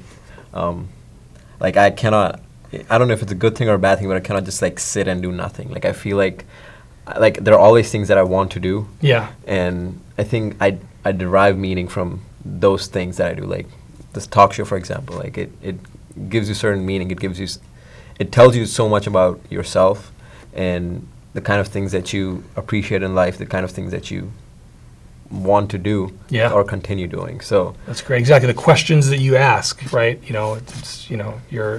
It's part of who you are, and it's what you're trying to learn. So right, and meeting people like you, right? Like Thank that's you. what gives meaning to this seemingly random but Right. still beautiful life. right, pro-social behaviors, right? We're meeting people, making connections. Yeah. No, you guys are great. This is a great. It's a great talk show. I really like your questions. Yeah, I can tell you're really listening and very attentive, and it's wonderful. So a lot of younger people perhaps, our age, because that's what we mostly know about, they don't have meaning. A lot of them are depressed, they don't have friends, Right. they're confused, etc., etc., etc. Again, the institutions of faith used to be that. Now, I think, I'm not sure, but I think over 50% of people, like, they don't believe in God anymore, like younger people. Yeah. What else? So from what you've learned Yes. and from what you think, It's a great question, and it draws a little bit of what we talked about with the hunter-gatherer emotional mindset, right? We have the emotions of hunter-gatherer. We are not. It's overwhelming to live in the modern world after having evolved an emotional mindset of hunter-gatherers. Right.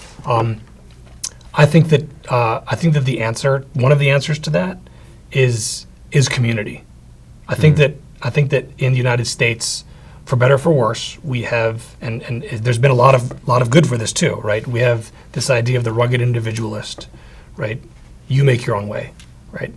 And you go for profit, and you are part of a capitalist economy where you're going to build something and you're going to benefit from that, and you do it as a person, right? And that has led to amazing things. But what we've maybe lost is a sense of community, right? It doesn't just have to be religious. I think there's many different ways you could be a community, just around some shared interest, anything, right? It could be a card game. It could be a game of some kind. It could be an author that you all love. It could be a kind of film genre that everyone's into. And I think that we've become very disconnected from community building. And that doesn't have to, I don't think that has to live separately from maintaining the, American market-oriented individualistic approach. But there can be room for bringing in, some kind of a community creation, families. I think that this is something that you get. This is anecdotal. This is going to be something that's. I'm not an expert in this at all, but it does often seem that, at least until recently, and perhaps in many other places, you have an extended family that live in a pretty much the same place, right? Whereas in the United States, that does not have to be the case. People can live all over the country. So immediately, you don't have the physical connection.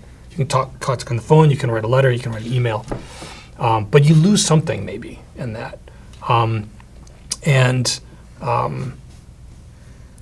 It's this is again something very anecdotal. So working in Tunisia, for example, I almost never saw a homeless person, and I would ask my friends there, and I said, what do you think is going on here? And I think the answer that I got was that if there's somebody who is maybe on the brink of, they have some mental challenges, they have some issues that they're dealing with, economic ones, you can't let them fall off the wagon. It reflects poorly on your family if a member of your family becomes, without a home. And that really shocked me. That answer stunned me.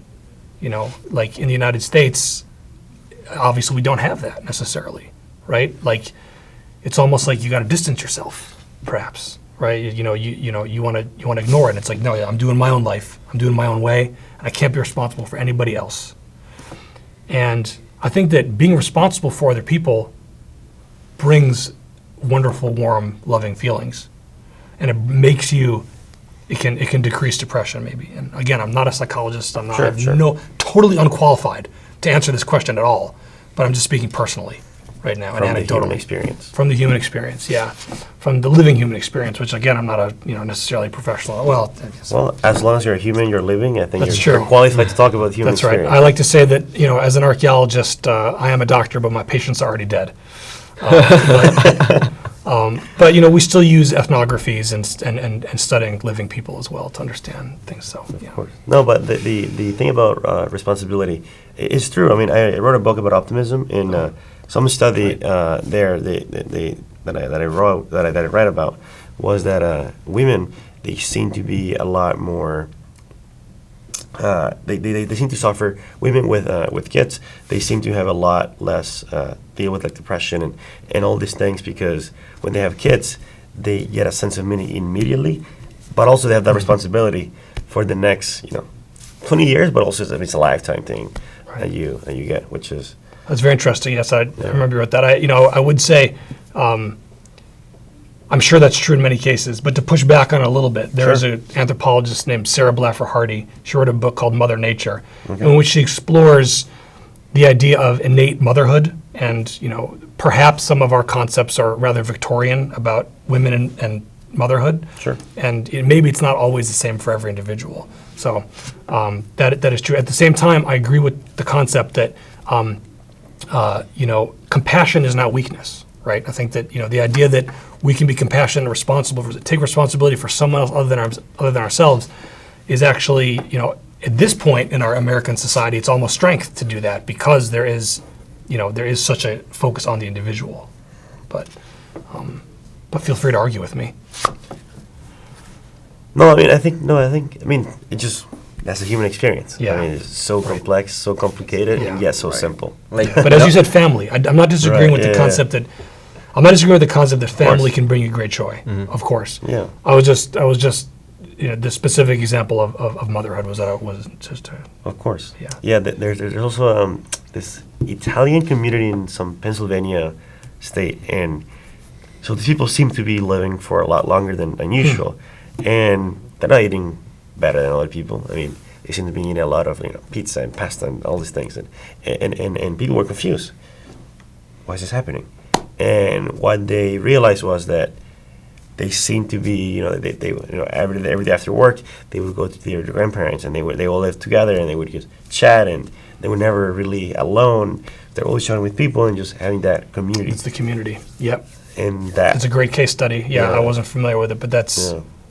I really do think that that's what's lacking, and community can mean anything. It can mean so many different things to different people. But I think that trying to find your community is something that maybe could bring people out of the doldrums. Like a shared experience. Yeah, exactly. Shared experience, right? Shared belief system, shared values, shared experience. maybe, there's something that is also, that can happen online, but maybe being in the same place also, it seems to bring something at a different level, at a stronger emotional connection level, if that's possible. But yeah. The other day, we were talking to an Indian professor, and we are both not from the U.S., and we moved here recently, and the professor also. And he was telling us that at one point, his mother came to visit him from India, and the mother came and they ran out of sugar or something. And she was like, hey, like, why don't you go ask the neighbor? Why not? And then the son, the professor is like, no, we don't do that in the U.S. Right. We don't talk to the neighbors. Right. Which is just it's such a funny thing, because the neighbors are in a way our family. I mean, we're not talking to them, but they're so close to Right. to us. Yeah, it's true. I mean, if you're looking at it from the outside, right, and if you see people that are living feet apart and never interact with each other. I mean, it's kind of wild, right? I mean, like that's become normal. Yeah. That's what's normal now, which is, when you think about it in just terms of human history, is maybe it's not the best way in every way. In some ways, it's extremely efficient, right? But Sure. Yeah. The other day we also did another experiment. So he lives in an apartment. Okay. And he's just like a bunch of people there. But again, same story. No one talks to each other. He's like, well, what is this about? But there are hundreds of people in that apartment. Yeah. So we went knocking on every door. So we did about, 30 or something. And some people were like, what, do you need something? Like what do you Like want? some didn't even open the door. They were like Right. afraid, or like, Right. I don't know. But yeah, it's like the sentiment. It's just like you approach someone with a good sentiment, but it maybe not a shared sentiment. Like maybe they're not expecting someone with good Right. intentions to knock at their door and just like ask, okay, how are you doing, or what's Right, your name? Exactly. And you can't necessarily blame them. Right, you cannot blame them I mean, either. that's the social milieu in which we're living. Right, But it's great to question that. right. Like, why do we not know the people we're living with? Yeah, it's a very good point. What if we knew all of them? Like, how would it all be different? Like, how would we interact? How would we how would our shared experience get better? Yes. Just because we have that familiarity with Yeah. each other. Yeah, that's very true. So you said that you have a great life. I mean, you're a professor. You're one of the few archaeologists in the world, out of maybe hundreds or thousands. I don't think I use the terms "great life," but you're lucky. Yes, I am extremely lucky, and I think I do. I didn't say it, but I do have a great life. I do. Awesome. I'm extremely lucky. Yes. And tenure is something that is stressful, obviously. But I'm curious, as a person who also lives a human experience with challenges and troubles and things. What else causes you stress, or maybe not live that life Right. as great as fully? I guess the answer is failure, and the idea that I could fail causes me great stress, and tenure is one aspect of that. Okay. I think that's that's what I want to avoid, to be totally honest and open with you, which is not something that yeah, that's it. That's a big one. That's a big one. In what ways are you scared to fail? If you don't mind sharing, it's just like Yeah. failure is such a big part of life. Oh yes, yeah. Big things. I'm scared to I'm fearful of letting my family and friends down, of causing harm in some way to anybody, really. But to not live up to my own expectations, to not perform at a level that I want to perform, and so that is that is one stressor for sure.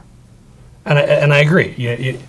I'm not saying, let's see, to translate this from my own internal emotional soup to other people.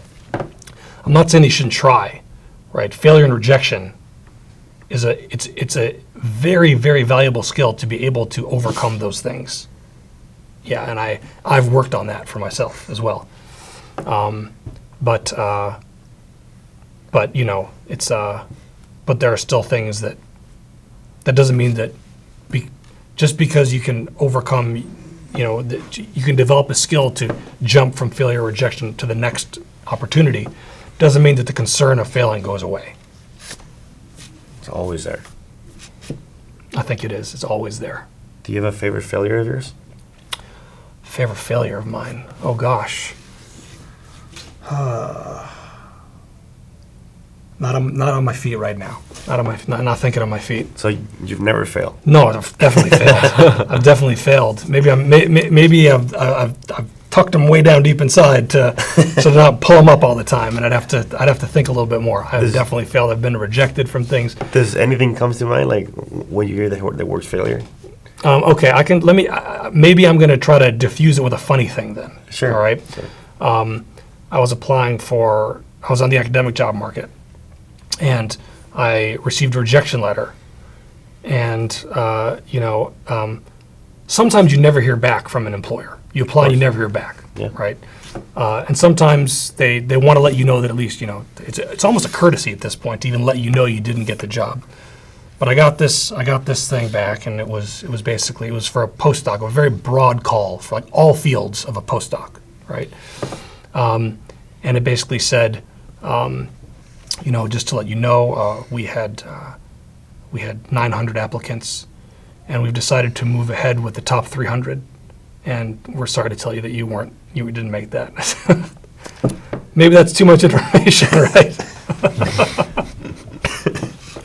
Didn't make the top 300. So I had to laugh. I felt the failure, but I also had to laugh. Right.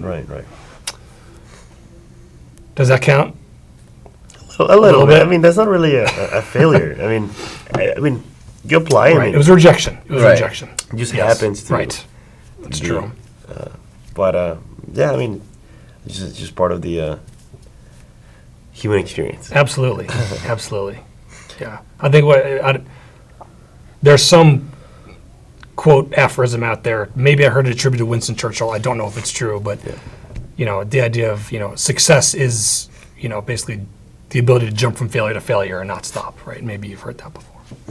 I like that. I don't know if he said that or not, but it's a nice. Every quote is either to Mark Twain or Abraham Lincoln or yeah, exactly.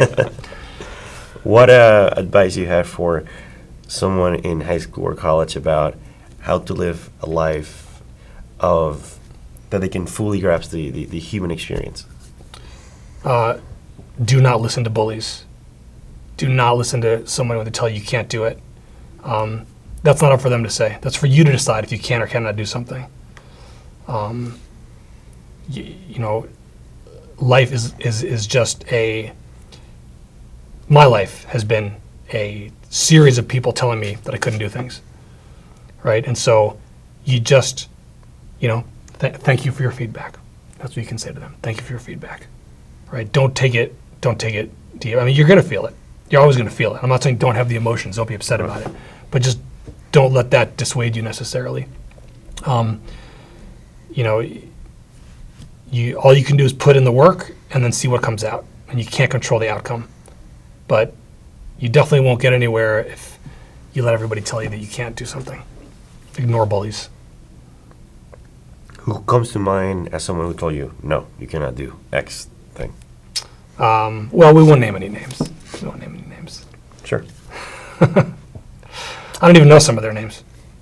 There's something that was interesting that we were talking about failure that came to mind is you've studied a lot of civilizations, right? A lot of societies, and many of them died over time, right? Like they just faded away, they had a descent. And I'm curious to know what were those factors that led to that downturn of those civilizations? Like, are those factors, do you see any of those resemblances in those factors today? Yeah. In how our society is organized, and it's like what led to the downturn of many of the societies that do not exist today? Right. That's a great question. I've written about this in an article that I published with a couple colleagues in the Geographical Bulletin. The article is called something like, I can't even remember the name right now, but it's basically something like paleo environment and archaeology, can inform climate policymakers, something along those lines. Pretty much what we identified is anytime you have a collapse, and a lot of people write about collapse, but this is kind of the patterns that I see, is that there's either a collapse in the subsistence base of the society or the political method of the society, or both. Interesting. And so you may get like a severe drought, for example. And so like when you look at the case of, there's something called the late Holocene climate episode from 2200 BC. Pretty much a bunch of societies collapsed all over the place. The first cities and states, right? The first cities. And what you get is in Mesopotamia, people kept on farming, irrigation farming. They kept that subsistence base going. But the political power changed hands. The Sumerians were defeated by the Akkadians. They conquered them. So you have the subsistence base change. Even the political structure is similar, but you get power changing hands. In the Levant, on the other hand, the southern Levant, what you get is everybody abandons the cities. People are fleeing the cities. There's drought. There's drought and flooding. There's oscillations, severe climatic oscillations leading to this event. And then what happens is people stop farming. They take their herds and they go to the hills. They revert to pastoral nomadism, and they're no longer sedentary. And the state level society in the cities collapses. So you go, essentially, I don't like to call it a reversion because it actually is an adaptation to a previous mode that now works because of the boundary conditions they have environmentally and politically. They go back to essentially like a chiefly model, like a chiefdom type model where, something like that, tribal, chiefly. I would have to explain those terms more, but it's a different subsistence mode and a different political mode. Total collapse. Every single city except for one is abandoned, and their subsistence is totally changed. So I think that those are the two the two categories that you see great changes, one or the other or both. And how does it relate to today? Well, I think that we also cover this in that paper. It does seem that paleoclimatically, when you have some large-scale social disruption based upon an environmental issue, that you see severe oscillations and volatility in the different paleoclimatic records that we look at. And those are going to be proxies for water availability, like drought, for example, and flooding, erosion, the kinds of crops that are able to survive, the kinds of trees that are growing, depending on what the water kind of availability is. And so, to argue that maybe climate change isn't happening because this winter was so cold, so there's no global warming if it got so cold. If it's like a record cold, then how could it be? Well, that is part of the severe volatility that's happening that we often see, the very long-term approach. And that is actually where archaeology can contribute, maybe in some modern debates where you're looking at, these are, very long-term. We see what happens and then we see the consequences. We see what builds up and then we see the consequences over long-term. So climate, you think is the biggest pillar right now for that could potentially lead to a societal collapse? I think it is potentially a big one. And another thing that we say in this article that I'm just distilling for you here is that in many ways it doesn't matter if the climate is changing because of what people are doing or because it's natural. We see scarcity. We're seeing scarcity, right? So we need to adapt to that scarcity in some way. If we're just stuck arguing what's causing the scarcity, right, is it human-made or is it natural? That's a problem. That's a cultural problem that we need to overcome. Right. We need to acknowledge that there's scarcity and that there are major problems and droughts and poverty and famine that can lead to warfare. And so how do we solve those? I don't know, but I think that acknowledging the problem and communicating about them in a realistic way and not debating over what's causing them necessarily. Because the answer to scarcity is you do have to change your behaviors in some way, right? Archaeologists maybe are not qualified to say how can we change the behaviors? But we can say, look, there is, when we look at this record, we see that there is a problem on the horizon. So we need to be able to agree on that at least. I think I know it's kind of vague, but Yeah, so no, I think the three pillars that you mentioned, which is political, resources, and climate, I think they can be the base of any society. Right, exactly. And you get a mix and match and specific cultural responses to that. Right. Yeah. Like not only are archaeologists breaking down social constructs, they're also giving you hints of the future. I think some way. that's that can be in its best case, archaeology could be that. Yeah. Like not repeating the same mistakes. Not repeating the same mistakes. Where archaeologists come to a limitation in that is providing a solution. So, because the issue there is scalability. So sometimes this can help. Sometimes you can look at what an ancient or a sort of people in the ethnographic present, as we say, how they're doing something in a pre-industrial way. Can we use that in some way to mitigate whatever behaviors we're doing that are causing harm to the environment or for local populations? The problem, though, is scaling it up to feed billions of people, for example. There may be some differences. There are people out there that are doing genetic work on ancient crops that could be more drought resistant, for example, right? And so there's that kind of approach, or different ways such as using maslins, which are a mix of. This is another thing that came out recently. Using a mix of like oats and barley and wheat, or I'm just hypothetically, you plant them all in one field. And 1 year it's great for wheat, and 1 year it's great for barley, and you get a different percentage each year. So it's not monocropping anymore. And so it becomes much harder maybe to create a uniform standardized product from that, but it might be more drought resistant. So maybe there are some ancient things that can be used to scale up. I don't know, but so there's the actual specific solutions from the past that I know several of my colleagues are working on, which are amazing. And then there's just the conceptual approach of how do we identify culturally if there is a problem? How do we find a way to communicate that is actually to come to an agreement? But we that's back to the us and them. It gets back to the us and them, which is another pervasive aspect of human society. We talked about the past. I'm curious to know what your vision for the future is. Like, how do you think society should be organized? How do you think people should approach life? And like, what kind of world do you want to see in the future?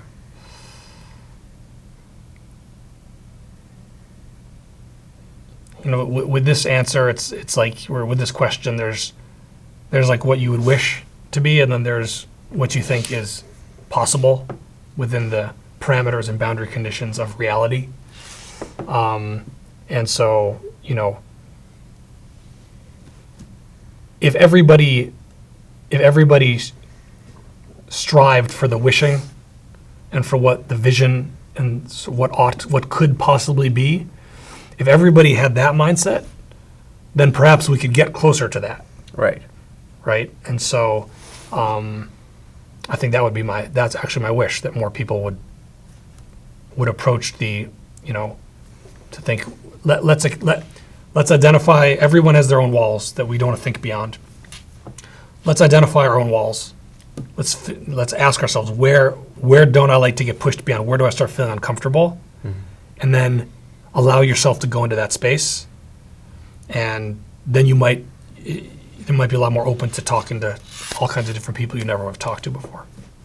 That's what I would hope that we could get to. We've lost that idealism of the world. Right. And we've become too realistic. But the thing about being idealistic sometimes is not that you will reach that thing, is that's the goalpost.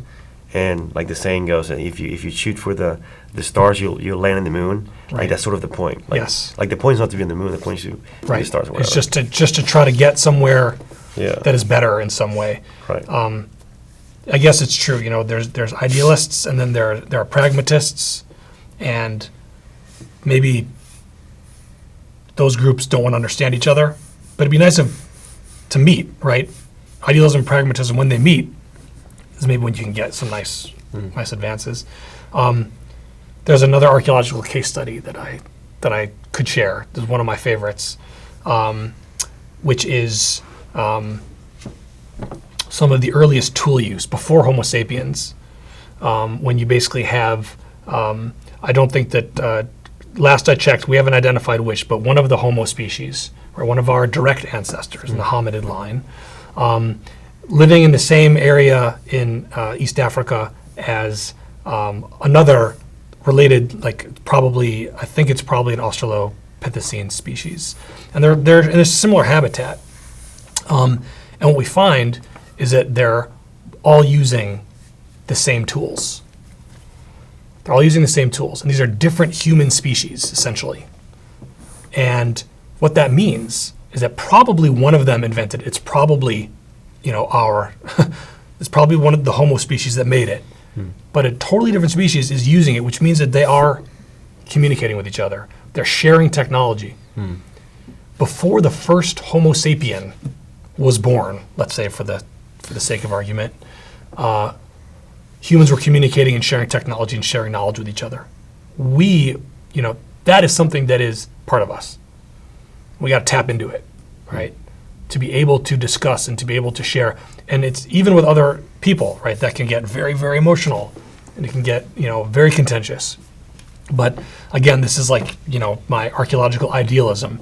When you have different human species that are able to get along like that, that's what we evolved from, right? So,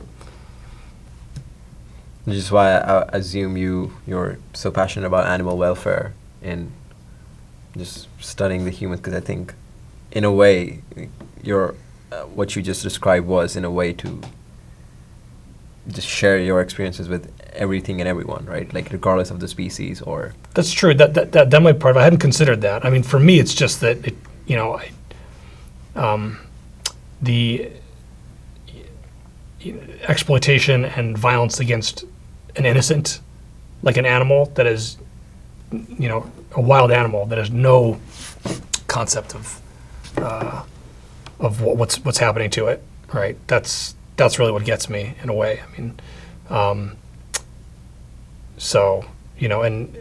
it's the cruelty. There's the cruelty to animals, and they have no defense against humans, which just viscerally angers me and makes me very sad all at the same time. And then there's the other aspect of it, which is habitat depletion. This is another archaeological kind of thing that, when we look at all the infectious diseases that are coming out, medical anthropologists look at disease in a few stages. There's the first, second, and third epidemiological transition. So the first epidemiological transition is basically when people go, we talked about this before, from hunting and gathering to sedentism, and they get all of these chronic ailments that come along with that, dental problems and arthritic problems. And then they also, they start getting also more infectious diseases because they're living closer to each other as well. The second transition is more recently, last few hundred years, where you get modern sanitation and you get germ theory and you reduce infectious diseases greatly. And you're pretty much left with things like cancer and heart disease. And that was kind of the case up until the last several decades, when we have now a total resurgence of infectious diseases. That's the third. We're in the third transition right now. So we're talking about cholera, malaria, AIDS, dengue, Ebola, H5N1, and COVID-19. Right? Those are all in the same category, where you're going from transmission from often a wild animal to people, and that's happening in all of those cases because of habitat loss, right? So you're getting animals that are losing their homes in the rainforest or whatever because of human development. They're hopping species, so they're losing their home, they enter human contact, and so then eventually that evolves into something to get human. So, luckily we're living in a world where we can rapidly develop vaccines, but from the medical anthropologist perspective, and I'm not being political or doomsday here, this is going to keep happening for as long as habitat depletion continues. right? Without aggressive regulation on protecting wild habitats, these diseases are going to keep evolving and jumping. These viruses are going to keep evolving and jumping to humans. So, again, I'm not an epidemiologist myself. I consume the medical anthropology literature. So that is also beyond animal welfare, which is its own separate, equally important thing. There's also that it eventually affects us in very negative ways too if we're not keeping the animals in their homes. And that's something that we don't consider usually, because we usually animals, whatever. Most people don't have touch. Or direct contact with animals besides, domestic animals. I think that's true. I think that there is a general ignorance that then leads to disassociation emotionally with the animals. Yeah. The other day I was asking people whether they've ridden a horse, which I don't know. I didn't think it was going to be that interesting of a question. Most people have never ridden a horse, Right. which is. Have you ridden a horse? Of course, yeah. But it just seems like, wow. Horses just seems to be such an important part of history, Yeah. and it's gone. It's crazy. You can buy a horse for $99 from the U.S. government. Oh, untamed. Yeah. Yeah. Because they have way too many, so they just Right. give it to you for free, pretty much. Yeah, and then people mistreat them, and they're devalued. If it costs $100, then Yeah. Yeah, that's interesting. I did not know that. You can buy chicken for $20 or $30 or something. So. So, yeah. Yep. Yeah. At the end of our shows, we have a section called overrated or underrated.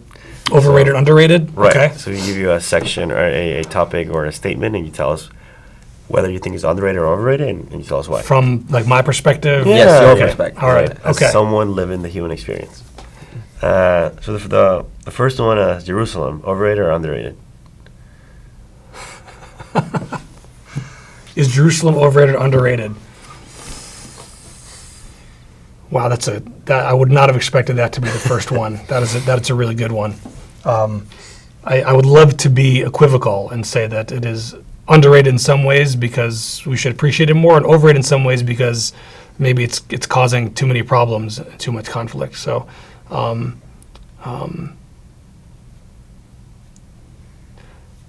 I'll go with what you're not expecting. Overrated. Okay.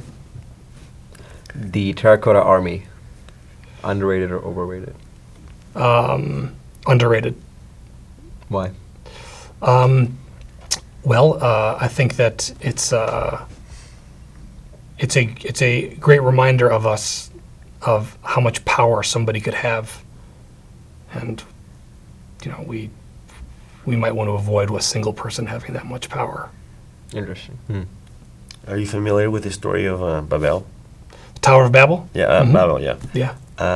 Finding archaeological artifacts from the Tower of Babel, overrated or underrated?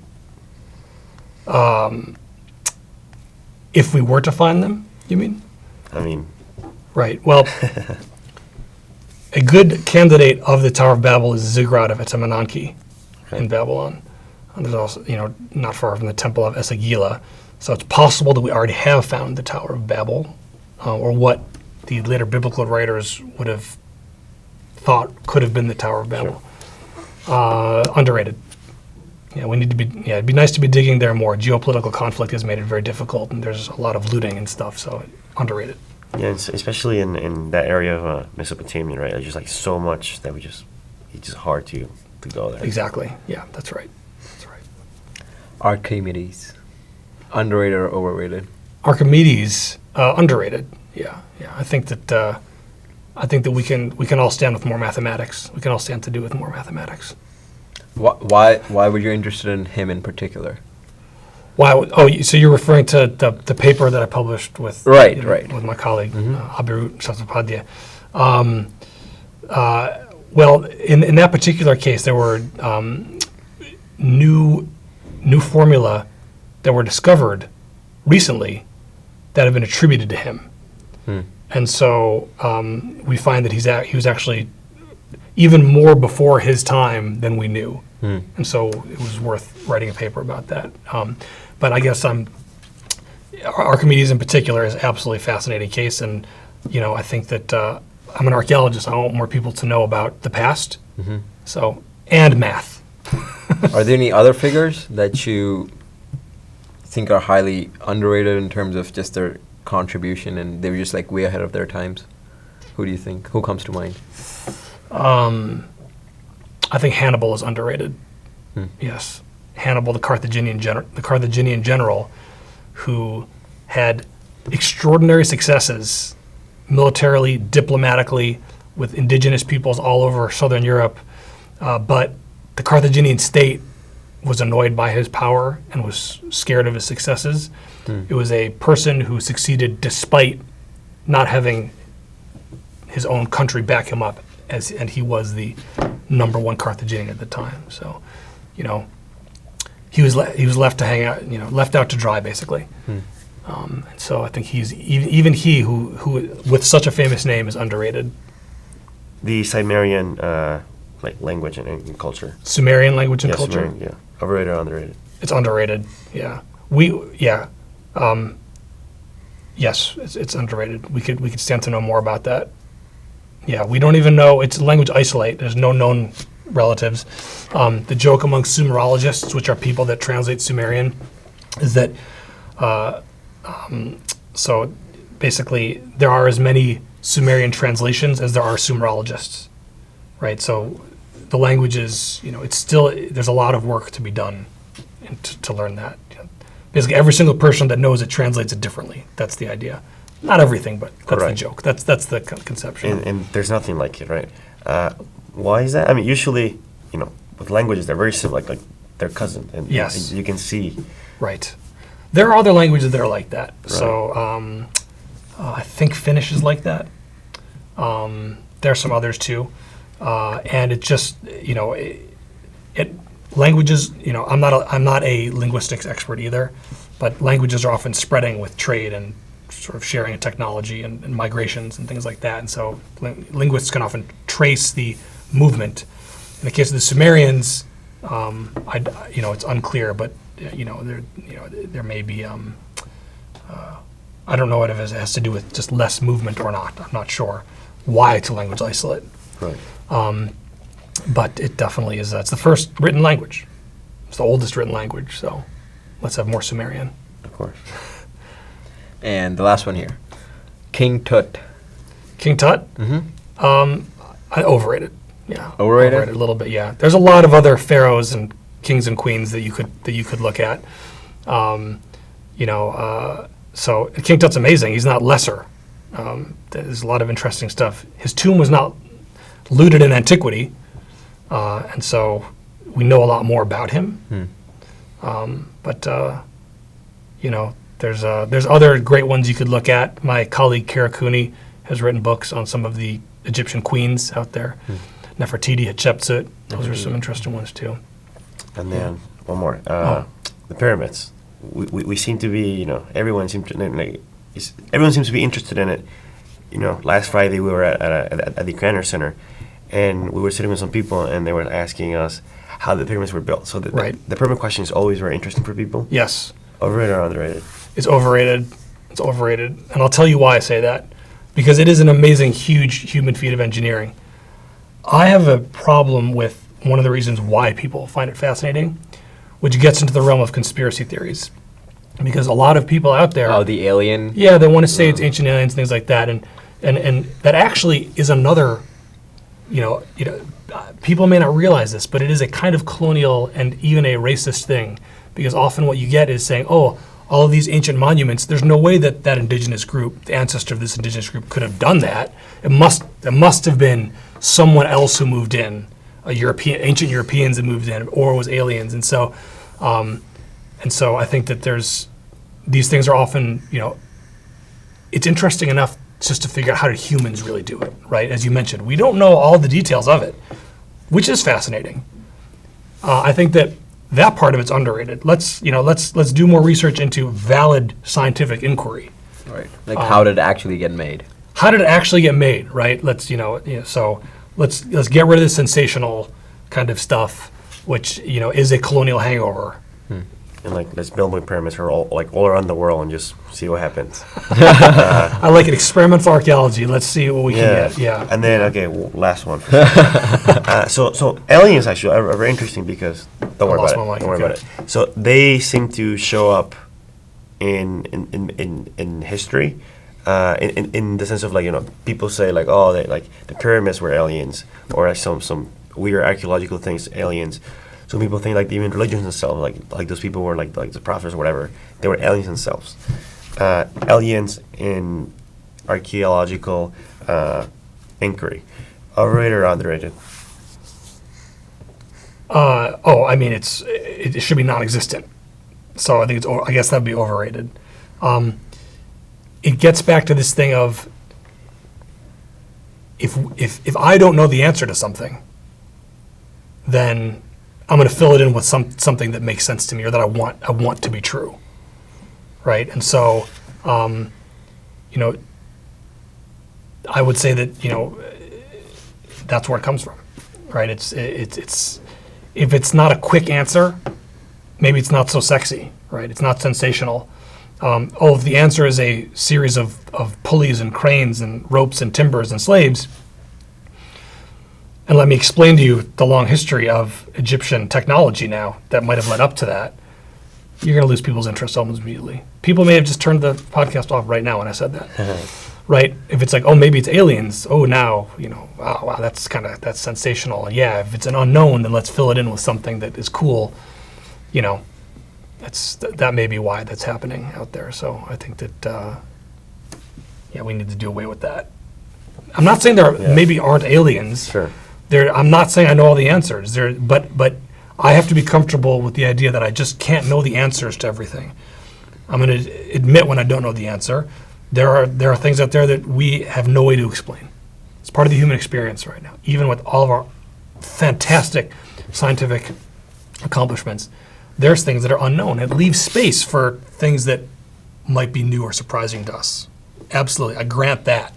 But we know that humans built the pyramids. So.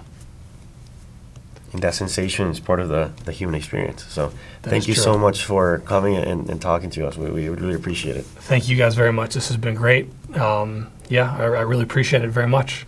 Thanks for inviting me on and welcoming me.